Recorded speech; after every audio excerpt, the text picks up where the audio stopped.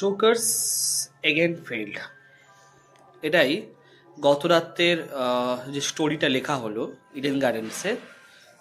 Really they are chokers, really South Africa বিশ্ব ক্রিকেটের ইতিহাসে why they are being called chokers, this is the most impulsive, you can say, the means proof that we visualized the last night, we experienced last night, যেখানে Eden গার্ডেন্সের মতো একটা জায়গায় একটা semifinal match 2026 T20 semifinal ম্যাচে really দে চোকড। 2024 last addition final match, প্রত্যেকের মনে আছে India এবং south Africa final. 30 balls 30 runs, they couldn't do. This time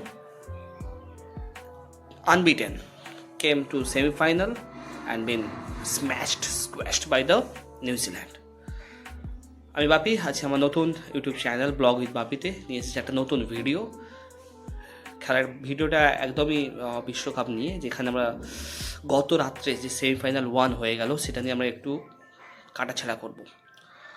প্রথমে ইডেন গার্ডেন্সে toss is a very important factor, যেটা নিউজিল্যান্ড জিতে যায় এবং আমার মনে হয় সেখানে তারা অনেকটা মেন্টালি প্রিপেয়ার্ড হয়ে যায় এবং তাদের ট্যাকটিক্সগুলো ইমপ্লিমেন্ট করতে সুবিধা হয়। তারা যখন বল করে তখন মনে হয় হ্যাঁ পিছে গ্রিপ আছে, বল স্লো আসছে ব্যাটে।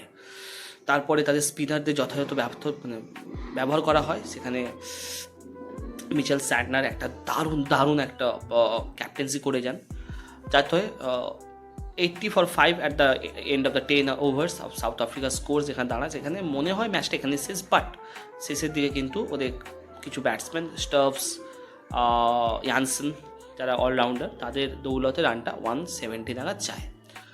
যখন মিড ইনিংস শেষ হচ্ছে তখন আমার মতো যারা ফলোয়ার্স, যারা দর্শক, যারা ক্রিকেটের ভক্ত, তারা একটু আশা নিয়েছিল সাউথ আফ্রিকা যারা গোটা টুর্নামেন্ট মানে একটা দারুণ পারফরমেন্স দিয়েছে, definitely they can defend their runs, তারা enough.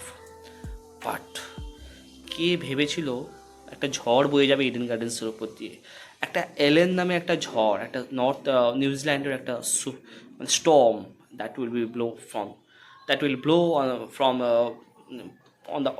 on South Africa, and it's been very tough to think. এটা মানে খুবই কঠিন লাগলো। 12 ওভার 5 বল খেলা শেষ, 12 over 5 balls, 170 run chased, 30 balls 100 runs, Allen Seifert, tremendous batting. যেভাবে তারা শুরুটা করলো এবং যেভাবে শেষটা করলো, যেখানে মাত্র একটা উইকেট পড়েছিল, তারপরে যে বিধ্বংসী ইনিংস দুজনে খেলে গেল এবং কীভাবে স্ম্যাশ করে দিল নিউজিল্যান্ডকে, সত্যি নাথিং ইজ পারমানেন্ট ইন দিয়ার লাইফ, মানে ইন আমার লাইফ অ্যাকচুয়ালি। পুরো টুর্নামেন্ট এত স্ট্রাগল, এত হার্ডলস সহ্য করে আনবিটেন থেকে সেমিফাইনালে পৌঁছে যদি সেই টিম এইরকমভাবে স্ম্যাশড হয়ে যায়, it's very hard to believe it. So New Zealand দারুণ একটা ইনিংস খেললো এবং বুঝিয়ে দিল বিশ্ব ক্রিকেটকে যে তারা কিন্তু silent killer, they are the silent killer. Silently আসবে, তোমাকে শেষ করে দিয়ে চলে যাবে। দেখা যাক আজকে আমাদের second final India versus England.